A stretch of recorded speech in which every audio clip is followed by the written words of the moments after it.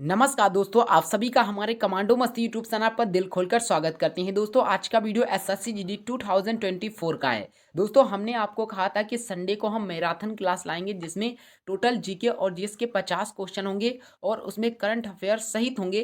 तो दोस्तों, वो वीडियो हम लेकर आ चुके हैं और इस वीडियो को बहुत ज़्यादा शेयर करना ताकि सभी बच्चों के पास ये वीडियो पहुँच सके।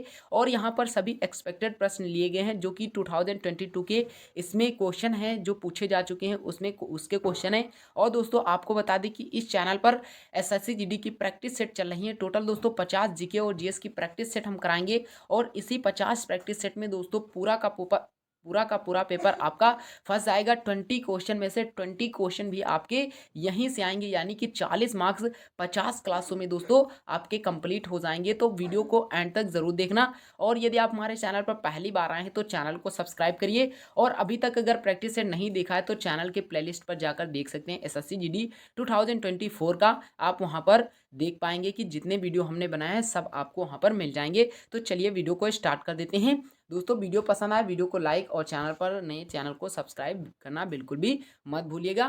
किस दिल्ली सुल्तान ने कठोर नीति अपनाई? तो दोस्तों, पहला क्वेश्चन इंपॉर्टेंट है और परीक्षाओं में भी पूछा जा चुका है। तो राइट आंसर हो जाएगा बलबन।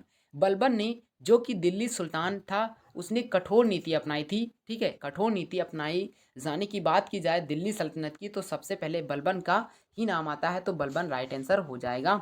नेक्स्ट जो आपका प्रश्न है, जिला कलेक्टर का पद कब बनाया गया? आपको पता है कि जिला कलेक्टर जिसे डिस्ट्रिक्ट मजिस्ट्रेट बोलते हैं, ठीक है, डिस्ट्रिक्ट मजिस्ट्रेट जिसे डीएम बोलते हैं। और आज वो वर्तमान समय में देखें सबसे ज़्यादा फेमस क्या है? आईएएस। इसको दोस्तों प्राप्त करने के लिए आपको यूपीएससी का एग्जाम देना होगा। खैर, इसमें दोस्तों ये सभी बातों को हम नहीं डिस्कस करने वाले हैं। इसमें सिर्फ और सिर्फ पूछा जा रहा है कि जिला कलेक्टर का पद कब बनाया गया।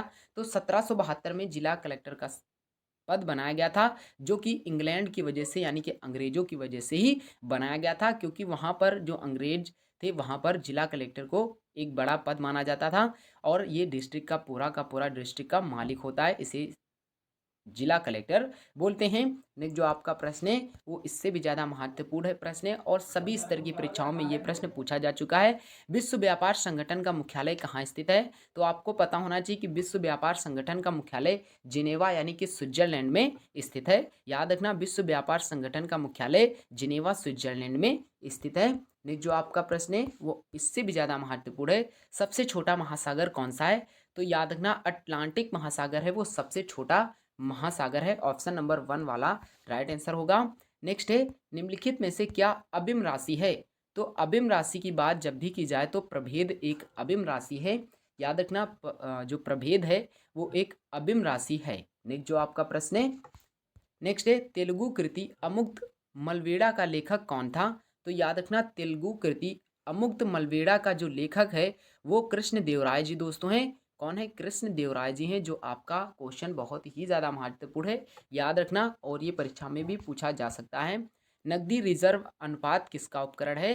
तो याद रखना, जो नकदी रिजर्व अनुपात होता है वो उपकरण होता है मौद्रिक नीति का। Option number D right answer हो जाएगा, मौद्रिक नीति। नेक्स्ट है, BCG टीके में सी शब्द से क्या अभिप्राय है? तो याद रखना, बी सी और जी टीके में सी शब्द का क्या अभिप्राय है, मतलब इस शब्द का क्या अभिप्राय है, मतलब इसका क्या मतलब है? तो सी मतलब इसमें होता है कैलमेट। ठीक है, याद रखना, Calmette is the right answer हो जाएगा। नेक्स्ट जो आपका प्रश्न है, शेर शाह की महानता किसमें निहित है? तो देखिए, शेर शाह की जो महानता की बात की जाए तो प्रशासनिक सुधारों की में बात करते हैं, क्योंकि जब आपने कभी भी पढ़ा होगा तो शेर शाह की महानता का जब चैप्टर आप पढ़ेंगे तो उसमें बहुत चीज़ ऐसी इन्होंने किया जो सिर्फ और सिर्फ प्रशासनिक के लिए लायक थी। तो इसी वजह से इन्हें शेरशाह की महानता प्रशासनिक सुधार पर कहा जाता है। यानी कि शेरशाह की महानता किसमें निहित है? तो प्रशासनिक सुधार में निहित है।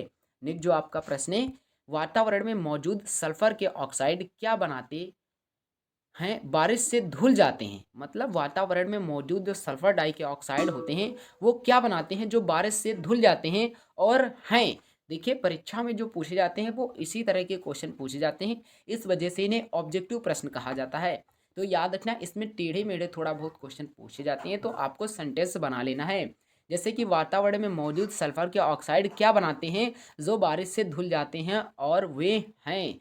तो याद रखना दोस्तों, ये औद्योगिक धूम निर्माण है। ठीक है, औद्योगिक धूम निर्माण है। ऑप्शन नंबर डी वाला राइट आंसर हो जाएगा। नेक्स्ट है, गुरु जल का रासायनिक संगठन क्या होता है? गुरु जल का रासायनिक संगठन क्या होता है? तो याद रखना D2O होता है। और यदि बात करते हैं कि साधारण जल का रासायनिक सूत्र क्या होता है, तो H2O होता है। और गुरु जल का जो रासायनिक संगठन या सूत्र होता है वो D2O होता है, जिसे शुद्ध जल के रूप में भी जाना जाता है। याद रखना, इंपॉर्टेंट प्रश्न है और बहुत सारे बच्चे इसमें कंफ्यूज भी हो जाते हैं।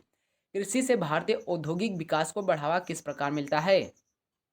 तो याद रखना, कच्चे माल की आपूर्ति करके, ठीक है, कच्चे माल की आपूर्ति करके भारतीय औद्योगिक विकास को बढ़ावा मिलता है, जो कि कृषि से मिलता है। याद रखना, इंपॉर्टेंट प्रश्न है। अर्थशास्त्र मानव निर्मित उत्पादन उपकरणों को किस रूप में वर्गीकृत करता है?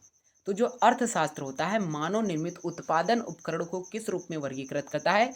तो पूंजी के रूप में वर्गीकृत करता है। याद रखना, पूंजी के रूप में वर्गीकृत करता है, यानी कि डी वाला राइट आंसर हो जाएगा।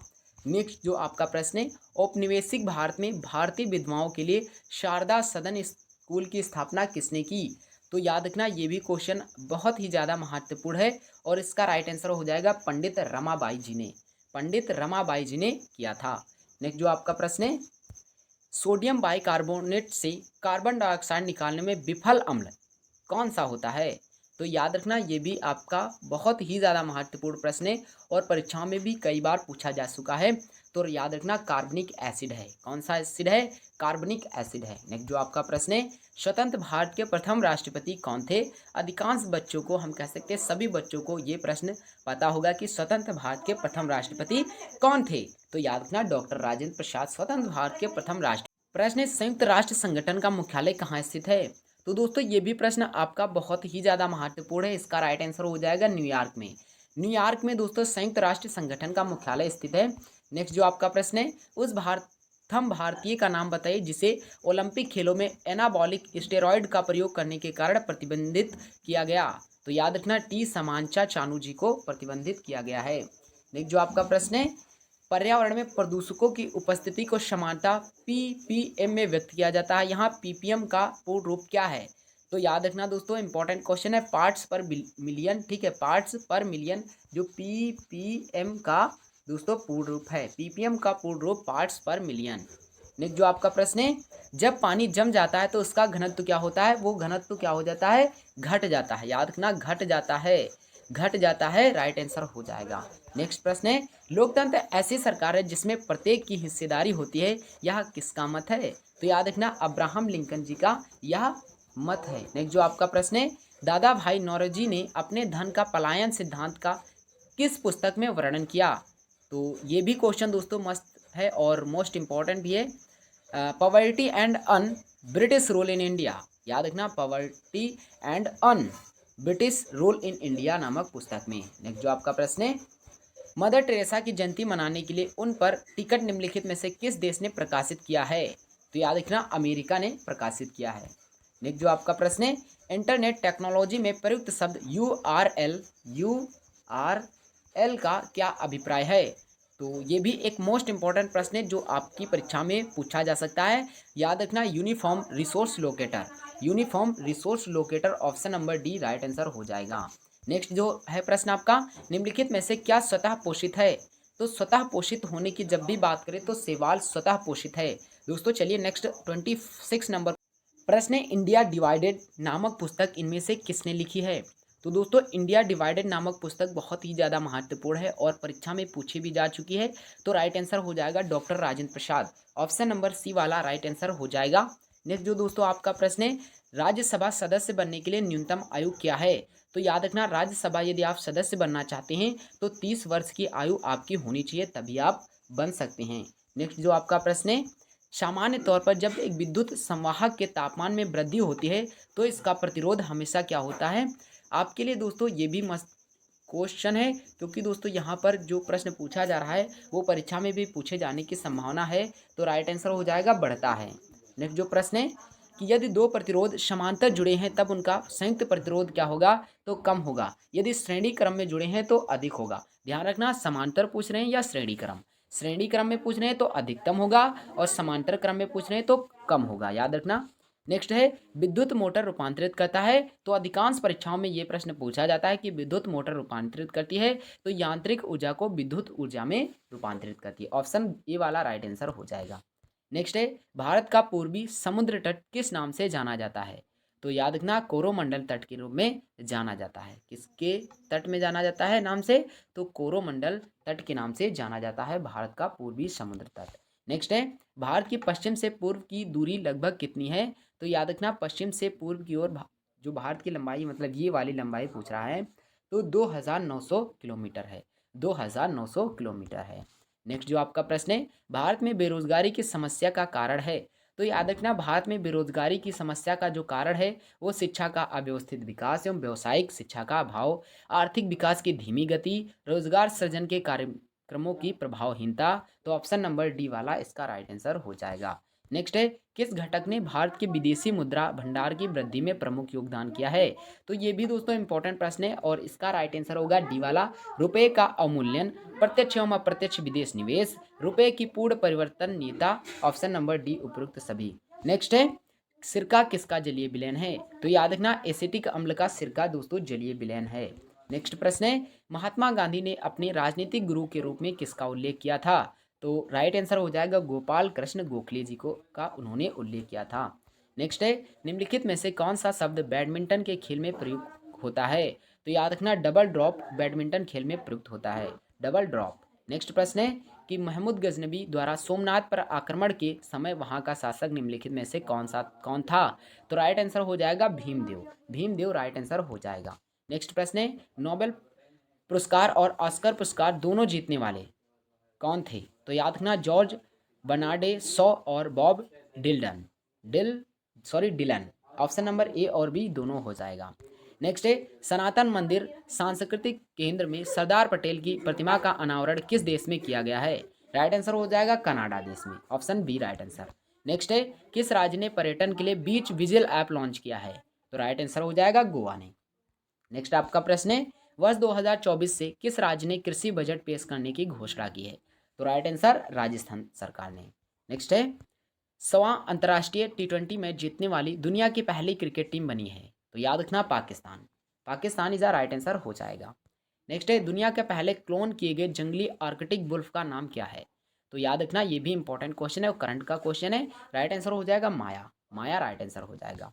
नेक्स्ट है राष्ट्रीय मानव संग्रहालय कहाँ पर है, तो याद रखना राष्ट्रीय मानव संग्रहालय भोपाल में है। नेक्स्ट जो आपका प्रश्न है वॉशिंग सोडा किस का सामान्य नाम है, तो वॉशिंग सोडा जो है वो सोडियम कार्बोनेट का सामान्य नाम है। नेक्स्ट प्रश्न द्वितीय हरित क्रांति का संबंध किससे होगा, द्वितीय हरित क्रांति का संबंध किससे होगा, तो याद रखना दोस्तों ये जो होगा वो बहुत ही ज़्यादा महत्वपूर्ण होगा और जैव प्रौद्योगिकी के प्रयोग से होगा दोस्तों गेहूं के उत्पादन से, ठीक है गेहूं के उत्पादन से, option number B right answer होगा। भारतीय संविधान में मौलिक कर्तव्यों का उल्लेख किस अनुच्छेद में किया गया है, तो मोस्ट इंपॉर्टेंट प्रश्न है और बहुत बार परीक्षाओं में पूछा गया है, तो अनुच्छेद 51 का ए में, ठीक है 51 के क या ए में। नेक्स्ट आपका प्रश्न है मिश्रित अर्थव्यवस्था से क्या तात्पर्य है, ग्रामीण और शहरी अर्थव्यवस्था का मिश्रण होना ही दोस्तों ग्रामीण क्या कहलाता है, मिश्रित अर्थव्यवस्था कहलाती है, ऑप्शन नंबर ए वाला राइट आंसर होगा। नेक्स्ट है अकबर के दरबार में आने वाला पहला अंग्रेज व्यक्ति कौन था, तो राउल फिंच दोस्तों इसका राइट आंसर हो जाएगा। दोस्तों टोटल 50 क्वेश्चन हमने आपको कराए हैं जो आपकी परीक्षा के लिए बहुत ही ज़्यादा महत्वपूर्ण थे। दोस्तों अगर वीडियो पसंद आया हो तो वीडियो को ज़रूर लाइक कर लीजिएगा और चैनल पर अगर आप हमारे नए हैं तो चैनल को भी सब्सक्राइब कर लीजिए। और दोस्तों आपके लिए प्रैक्टिस सेट हम अवेलेबल करा रहे हैं तो दोस्तों आप उन्हें ज़रूर देख लीजिएगा। तो चलिए मिलते हैं एक नेक्स्ट वीडियो में, तब तक के लिए जय हिंद, वंदे